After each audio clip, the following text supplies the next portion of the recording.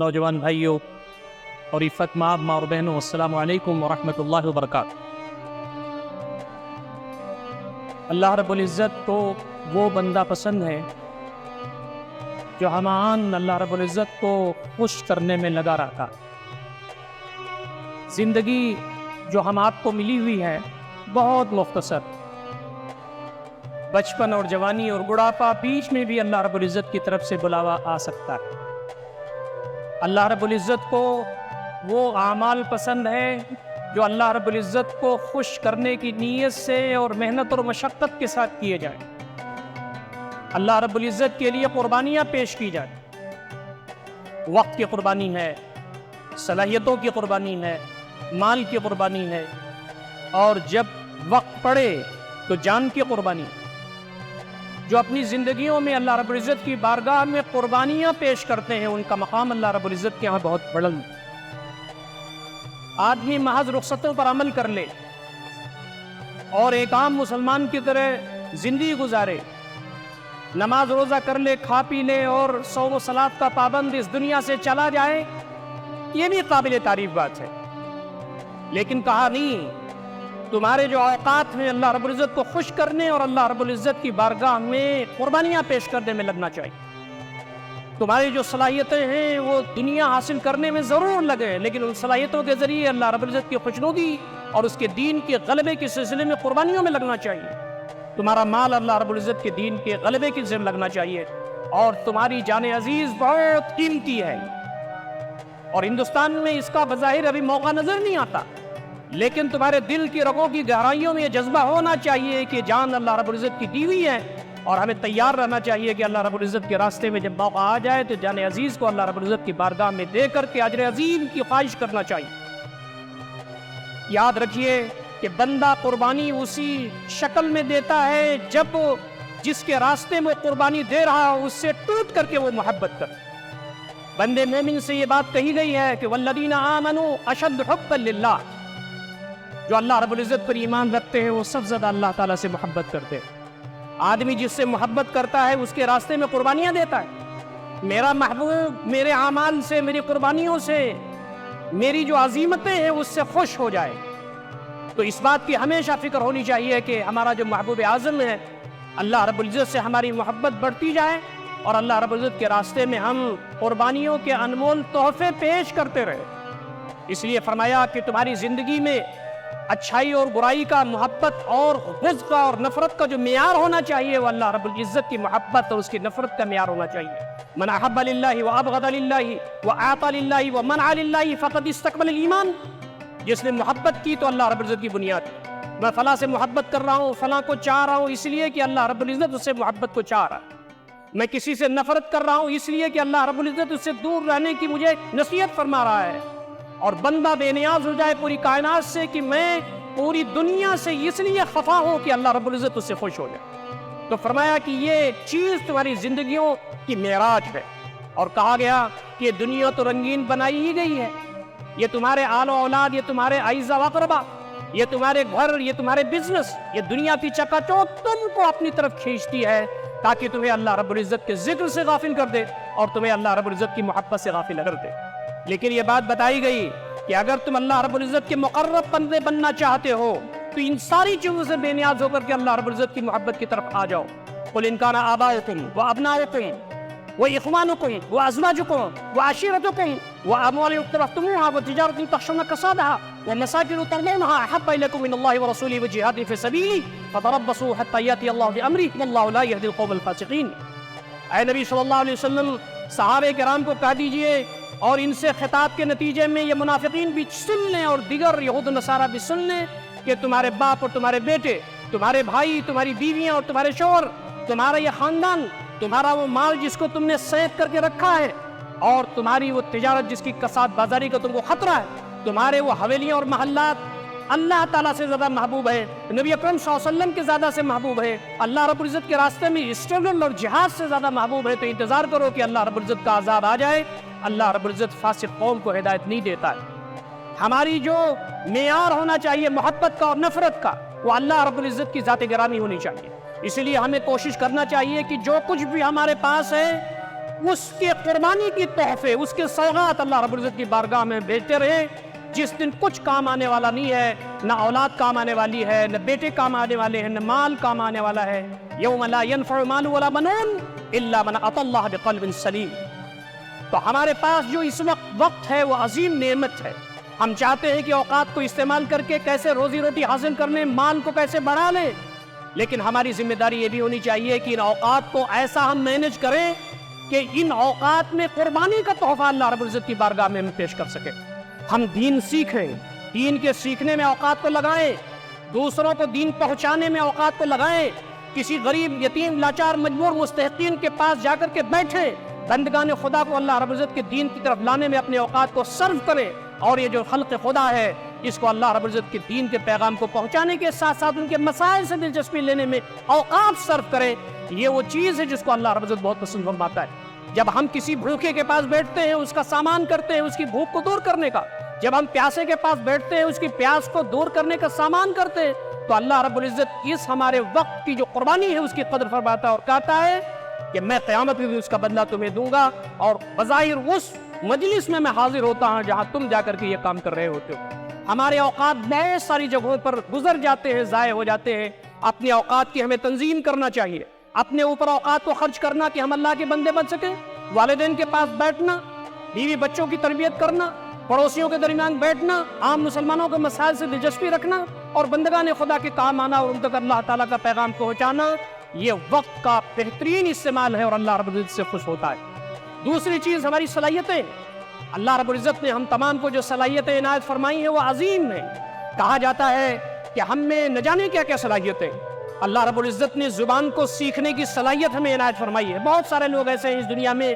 جو مال کمانے کے لیے، اپنے اسٹیٹس کو آگے بڑھانے کے لیے، کارپوریٹ سیکٹر میں بہت اونچا مقام حاصل کرنے کے لیے بہت ساری لینگویجز وہ سیکھتے ہیں۔ حضرت زید بن ثابت رضی اللہ تعالیٰ عنہ کے بارے میں آتا ہے کہ وہ 6 زبانیں جانتے تھے، اس میں مہارت حاصل ہے ان کو۔ نبی اکرم صلی اللہ علیہ وسلم نے ایک مرتبہ ان سے یہ کہا کہ میرے پاس کچھ خطوط آتے ہیں، کچھ چیزیں آتی ہیں، کچھ وفود آتے ہیں، وہ عبرانی زبان میں بولتے ہیں، عبرانی زبان میں تحریریں آتی ہیں، مجھے وہ باتیں واضح نہیں ہو پاتی ہیں، زید کیا تم اس میں کچھ کام کر سکتے ہو؟ انہوں نے کہا اللہ کے نبی صلی اللہ علیہ وسلم میں حاضر ہے۔ ودن 15 days 15 دن کے اندر حضرت زید بن ثابت رضی اللہ تعالیٰ عنہ نے عبرانی زبان سیکھ لی، نبی اکرم صلی اللہ علیہ وسلم کا ٹرانسلیشن کرتے تھے، اور جو بھی خطوط آتے تھے ان کو بتاتے تھے، اس کا جواب لکھتے تھے۔ ہمارے پاس آج ہندوستان کے اندر اور پوری دنیا میں نہ جانے کن کن صلاحیتوں کی ضرورت ہے اللہ تعالیٰ کے دین کے غلبے کے سلسلے میں، اللہ کے دین کے پہچانے کے سلسلے میں، اللہ رب العزت کے دین کے بارے میں غلط فہمیوں کو دور کرنے کے سلسلے میں۔ لیکن ہم دنیا حاصل کرنے میں اگر زبانیں سیکھتے ہیں تو اللہ رب العزت کے دین کو پھیلانے کے سلسلے میں بھی ان کو استعمال کرنا چاہیے۔ ایک بہت مشہور قول ہے کہ من تعلم لغت قوم امن مکرہ، جو کسی قوم کی زبان سیکھ جائے ان کی مکاری، ان کی چال بازی سے وہ محفوظ رہتا ہے۔ دوستوں اور ساتھیوں، یہ جو تقریر کرنا ہے، خطابت ہے، یہ نبی اکرم صلی اللہ علیہ وسلم نے اس کو اپریشیٹ کیا ہے۔ آپ نے خطبہ تیار کیے اپنے درمیان میں، صحابہ کرام کے درمیان سے خطبہ تیار کیے اور فرمایا کہ یہ خطیب رسول صلی اللہ علیہ وسلم ہے، یہ شاعر رسول صلی اللہ علیہ وسلم ہے۔ آج بولنے کی صلاحیت ہمیں پیدا کرنا چاہیے، وہ اسلوب کیسا ہمارا ہو، گفتگو کو پیش کرنے کا انداز کیا ہو، اس کے بارے میں دنیا محنت کرتی ہے، اسلام کے جو علمبردار ہیں انہیں بھی محنت کرنا چاہیے۔ نبی اکرم صلی اللہ علیہ وسلم کی بہت مشہور حدیث آپ فرماتے ہیں ان من الشعر لحکمہ وان من البیان لسحرا، بعض اشعار تو ایسے ہوتے ہیں جس میں حکمت و دانائی کی بات ہوتی ہے، اور بعض بیان ایسے ہوتے ہیں جو جادوی اثر رکھتے ہیں، دل کی رگوں کی گہرائیوں میں اتر جاتے ہیں۔ ہمارے پاس بولنے کی صلاحیت ہے، ہمارے پاس لکھنے کی صلاحیت ہے، ہم اس سے دنیا کما رہے ہیں، کمائیں معیوب نہیں ہے، لیکن ہماری زبان اور ہمارے قلم کو اللہ رب العزت کے دین کے پھیلانے کے سلسلے میں اللہ کو خوش کرنے کے راستے میں بھی استعمال ہونا چاہیے، اس لیے کہ وہ دن دور نہیں ہے جب اللہ رب العزت کے سامنے ہم حاضر ہوں گے اور اللہ رب العزت جب ہمارا حساب و کتاب لے رہا ہوگا اور یہ کہے گا تم نے بہت ساری زبانیں سیکھی، تمہاری زبان بہت اچھی تھی، تمہارا قلم بہت اچھا تھا، تم نے ان ساری چیزوں کے لیے دنیا بٹوری ہے، لیکن میرے دین کو اس کی ضرورت تھی، اس کے لیے تم نے کیا کیا؟ یہ وہ قربانیاں صلاحیتوں کی ہیں جو اللہ رب العزت کے راستے میں ہمیں بھیجنے کا آج موقع ہمارے پاس حاصل ہے۔ بہت سارے لوگ ایسے ہیں جن کے پاس انتظامی صلاحیت ہوتی ہے،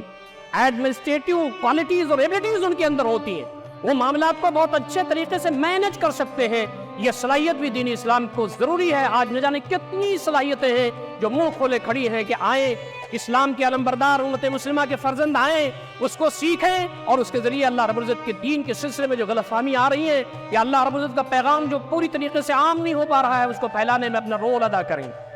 مال اللہ رب العزت کا دیا ہوا عطیہ ہے۔ قرآن مجید میں جگہ جگہ اللہ رب العزت نے فرمایا ہے وَمِمَّا رَزَقْنَاهُمْ يُنْفِقُونَ، ہم نے جو رزق ان کو دیا ہے اس میں سے خرچ کرتے ہیں۔ تمہارے اندر یہ غرور نہ پیدا ہو، تمہارے اندر یہ گھمنڈ پیدا نہ ہو کہ مال تم نے اپنی محنتوں، اپنی صلاحیتوں اور اپنے علم سے حاصل کیا ہوا ہے۔ جیسے قارون نے کہا تھا انما اوتیتہ علی علم عندی، میری اپنی نالج، میرے اپنے علم کی وجہ سے مجھے مال ملا ہوا نہیں۔ اللہ رب العزت کا فضل ہے، اس کا کرم ہے، اس کا احسان ہے، اس کی نوازش ہے کہ اللہ رب العزت بندوں کو نوازتا ہے۔ قرآن مجید میں جگہ جگہ یہ صیغہ استعمال ہوا ہے وَمِمَّا رَزَقْنَاهُمْ يُنْفِقُونَ، جو ہم نے ان کو دیا ہے اور ہم آزما رہے ہیں کہ مال پا کر کے ان کے اندر کبر پیدا ہوتا ہے، مال پا کر کے وہ اللہ کو بھولتے ہیں کہ اس میں سے اللہ رب العزت کے راستے میں وہ خرچ کرتے ہیں۔ تو ہمارے پاس اللہ رب العزت نے مال دیا، جس حیثیت کی بھی لوگ ہم ہیں، ہمارے اندر کم درجے کے لوگ بھی ہیں مال کے اعتبار سے، اوسط درجے کے لوگ بھی ہیں، ہمارے پاس ایسے لوگ بھی ہیں جن کو اللہ رب العزت نے نوازا ہے۔ مال اللہ رب العزت کو خوش کرنے کے لیے اور اللہ رب العزت کے بارگاہ میں قربانی کے طور پر پیش کرنے کے لیے ہم میں سے کتنے لوگ جو آگے بڑھتے ہیں۔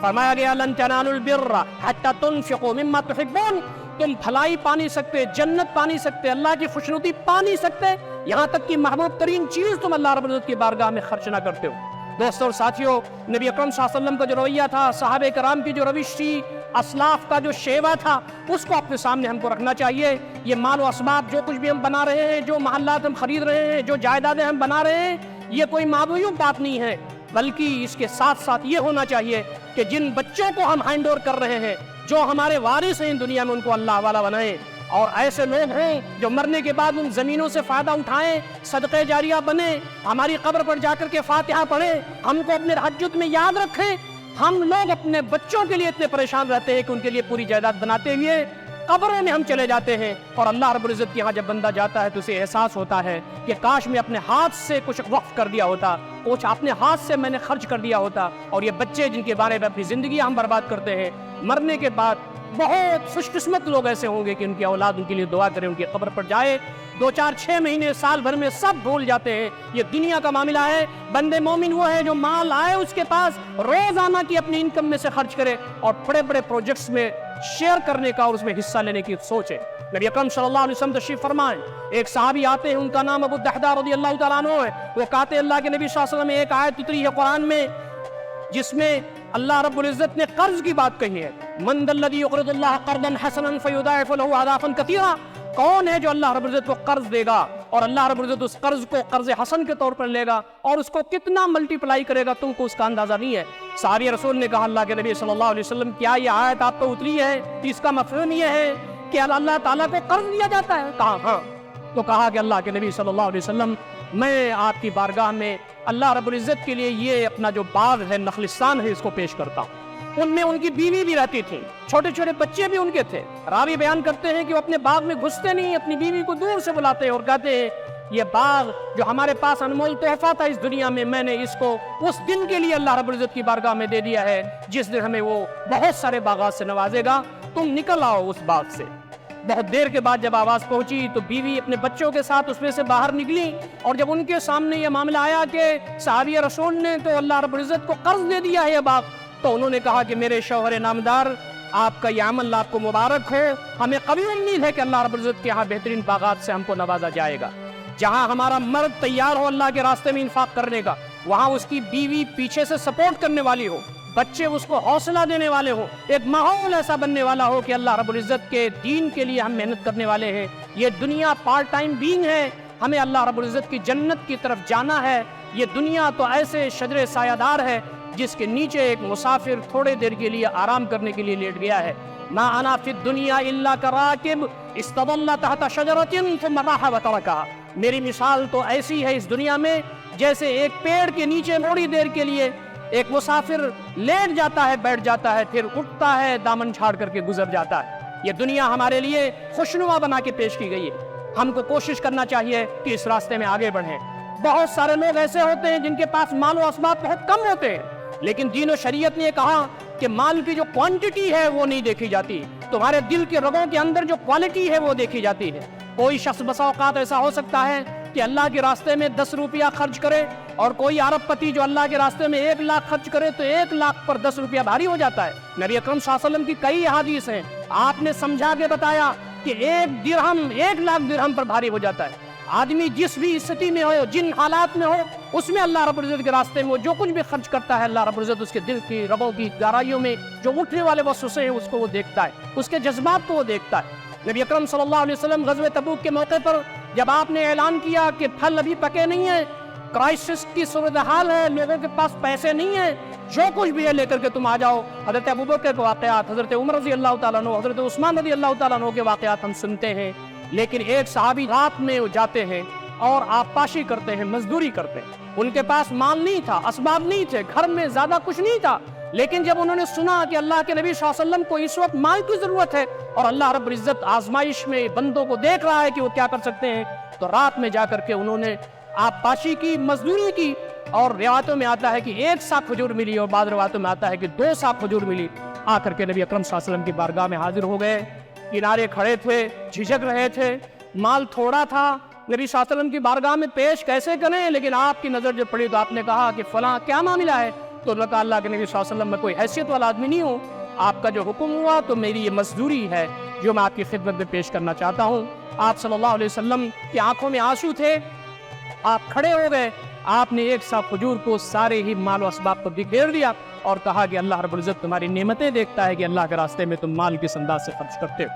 آج کی اس دور میں جبکہ کیپٹل کا اور کیپٹلزم کا دور ہے، آج ہر آدمی کیپٹلسٹ ہوتا جا رہا ہے، ہر آدمی مادہ پرست ہوتا جا رہا ہے، آدمی کہیں بھی 5 روپیہ لگانا چاہتا ہے تو دیکھتا ہے کہ مجھے اس میں سے فائدہ کتنا ہوگا۔ اللہ رب العزت کے راستے میں تجارت کرنے والے، اگر اللہ رب العزت کو اپنی تجارت میں ہم پارٹنر بنا لیں تو اس تجارت میں کبھی گھاٹا ہونے والا نہیں ہے۔ قرآن مجید بار بار یہ کہتا ہے کہ تم مال و اسباب کی جو تجارت کرتے ہو، اللہ کے راستے میں تم دیتے ہو، اللہ رب العزت کے راستے میں جو خرچ کرتے ہو، وہ تمہارا ضائع نہیں ہوتا، اللہ رب العزت کے یہاں رہتا ہے۔ آخری بات جو میں آپ کے سامنے عرض کر سکتا ہوں وہ یہ ہے کہ ہمارے اندر جو کچھ بھی چیزیں ہیں جس کے ہم امین ہیں، یہ سب اللہ کے راستے میں ہمیں دینا ہے۔ جان عزیز کو اللہ رب العزت کے راستے میں دینے کی تمنا اور شہادت کی آرزو بندے مومن کی معراج ہے۔ ہم اللہ رب العزت کے لیے پیدا کیے گئے ہیں، اللہ رب العزت کے لیے ہی اپنے آپ کو صرف کرنے کا اور اللہ کے راستے میں دینے کا یہ ہمارا جذبہ ہونا چاہیے۔ اسی لیے فرمایا ان اللہ اشترى من المؤمنین انفسهم واموالهم بان لهم الجنہ، اللہ رب العزت نے مومنین سے ان کی جانوں کو، ان کے مال کو جنت کے بدلے خرید لیا ہے۔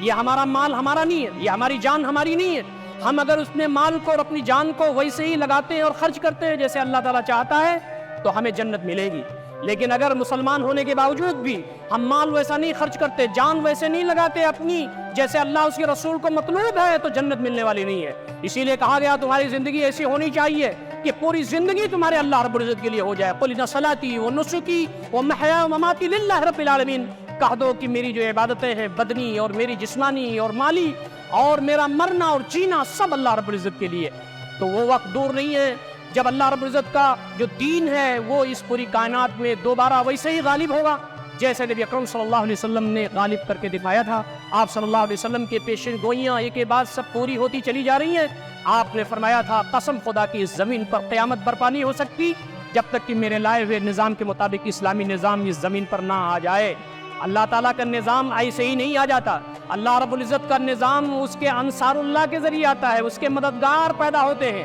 یا ایھا الذین آمنوا کونوا انصار اللہ، اے لوگوں جو ایمان لائے ہو اللہ کے مددگار بن جاؤ۔ اور اللہ کے مددگار ہونے کا مطلب یہ ہے کہ وہ اپنا وقت اور اپنی صلاحیتیں، اپنا مال اور اپنی جان کو ہمیشہ اللہ رب العزت کے راستے میں کھپاتے ہیں۔ تو آج وہ موقع ہے کہ ہم کو جنت حاصل کرنا ہے، جنت میں فردوس اعلیٰ حاصل کرنا ہے، تو ہمیں اپنی جان کے لیے بھی تیاری کرتے رہنا چاہیے۔ اس لیے کہ اگر موقع آ جائے اور اللہ کے راستے میں ہماری جان چلی جائے اگر، تو فرمایا کہ جان دی ہوئی اسی کی تھی، حق تو یہ ہے کہ حق ادا نہ ہوا۔ یہ جان اللہ کی تھی، اللہ کے راستے میں دے دی گئی، تو ہم نے کیا بڑا احسان کیا۔ یہ تو بڑا عظیم و رحیم و کریم مالک ہے کہ مال دے کر کے واپس لیتا ہے تو نوازتا ہے، اور جان دے کر کے بھی اگر واپس لیتا ہے تو ہم تمام کو بلند مقام پر فائز کرتا ہے۔ اور وہ موقع ہمارے سامنے رہنا چاہیے، اس کی تیاری رکھنی چاہیے کہ موت ہمارے گھات میں بیٹھی ہوئی ہے، موت تو کبھی بھی آ سکتی ہے۔ بندے مومن موت کا ویلکم کرتا ہے، موت سے ڈرتا نہیں ہے۔ اس لیے ہم کو ہمیشہ تیار رہنا چاہیے کہ اپنی جو زندگیاں ہیں اس کو اللہ تعالیٰ کے راستے میں لگائیں، آزمائشوں سے گزریں، صبر کے ذریعے آگے بڑھیں، کشیدہ حالات ضرور آئیں گے، لیکن اس میں بندے مومن اللہ رب العزت پر توکل رکھتا ہے، اللہ تعالیٰ سے اپنی رسی کو مضبوط رکھتا ہے، اللہ تعالیٰ کی طرف رجوع ہوتا ہے۔ آج سے نہیں، پوری تاریخ انسانیت اور تاریخ اسلام گواہ ہے کہ مسلمانوں پر اور اسلام کے ماننے والوں پر بہت ہی مظالم توڑے گئے۔ آج تو موقع سیکولرزم کی اس ماحول میں، ڈیموکریسی کے اس حالات میں آپ کو گفتگو کرنے کا، بات کرنے کا، جوڈیسی میں جانے کا، لوگوں کو موبلائز کرنے کا موقع حاصل ہے۔ ہیومن رائٹس کے ادارے موجود ہیں، آپ کے بارے میں بولنے والے لوگ موجود ہیں۔ ذرا تصور کیجئے نبی اکرم صلی اللہ علیہ وسلم کے سفر ہجرت سے پہلے مکی دور کا، جب مارے جا رہے تھے، پیٹے جا رہے تھے، جب موب لنچنگ ہو رہی تھی، شہید کیے جا رہے تھے، مکہ کی گلیوں میں گھسیٹے جا رہے تھے، ہیومن رائٹ کا کوئی ادارہ نہیں تھا جو بول پائے، FIR کہیں لکھی جا نہیں رہی تھی، کہیں کوئی سنوائی نہیں تھی۔ آج کا یہ دور کم از کم نبی اکرم صلی اللہ علیہ وسلم کی اس دور سے بہت اچھا ہے۔ حوصلے کے ساتھ رہیے، بچوں کی تربیت کیجئے، نوجوانوں کو سنبھالیے۔ اب جو کچھ بھی اللہ تعالیٰ نے نعمتیں دی ہیں، اللہ تعالیٰ کے راستے میں لگانے کی کوشش کیجئے۔ گھر میں مت بیٹھیے، سماج میں لوگوں سے ملیے، غیر مسلم بھائیوں کے ساتھ جائیے، اپنے مومن بھائیوں کو ذرا موبلائز کیجئے، حوصلہ دیجئے، اپنے بچوں کو حوصلہ دیجئے، اور جتنی بھی صلاحیتیں ہماری ہیں وہ اس انداز سے تیار ہوں کہ جب ہم اللہ تعالیٰ کے سامنے جائیں تو اللہ تعالیٰ ہم سے خود ہو جائے اور کہے کہ فادخلی فی عبادی وادخلی جنتی۔ ہمارا ماحول تو ایسا ہونا چاہیے کہ جب ہمارا انتقال ہونے لگے اور ہماری بیوی اور ہمارے بچے یہ کہنے لگے کہ آپ کا رخصت ہو رہے ہیں، تو ہم حضرت بلال کی طرح یہ کہیں کہ میری بیوی واہ بلالہ نہ کرو، واہ بلالہ نہ کہو، بلکہ واہ ترواہ کہو، ہائے خوشی، ہم تو محمد ان کے اسباب سے ملنے جا رہے ہیں۔ پردہ اٹھ رہا ہے، اللہ رب العزت کے جنت کی جھلکیاں ہمارے سامنے آ رہی ہیں۔ اس منظر کے لیے ہم تمام کو تیار رہنا چاہیے جس کے بارے میں حدیث میں کہا گیا فَأَعْطَى اللَّهُ لِقَاءَ، اور ہم کو اس انداز سے زندگی گزارنی چاہیے کہ حضرت علی رضی اللہ تعالیٰ عنہ کو جب برچھی ماری گئی تو وہ پریشان نہیں ہوئے، انہوں نے کہا فزت رب الکعبہ، رب کعبہ کی قسم میں تو کامیاب ہو گیا۔ یہ جو جوانیاں ہیں، یہ جو ایام ہیں، یہ سب پارٹ ٹائم بینگ ہیں، اللہ کی نعمتیں ہیں۔ ایک جوان مرد کی طرح جیے، بندے مومن کی طرح زندگی گزاریے، اللہ کے بندے کی طرح زمین پر رہیے، حوصلے کے ساتھ، امن کے ساتھ، صبر کے ساتھ، توکل کے ساتھ۔ جب تک ہماری زندگی اس زمین پر ہو، حوصلے کے ساتھ جیے، ایک مثبت انداز سے اپنے سماج میں کام کریں، اور جہاں تک ہو ہم تمام اچھائیاں بکھیرتے پھریں، لوگوں کی مدد کرتے چلیں۔ اللہ تعالیٰ سے دعا ہے کہ بارے اللہ ہم تمام کو ان سارے امور و مسائل پر غور و فکر کرنے اور عمل کرنے کی توفیق عنایت فرمائے۔ اقول قولی ھذا استغفر اللہ لی ولکم اجمعین واستغفروہ انہ هو الغفور الرحیم۔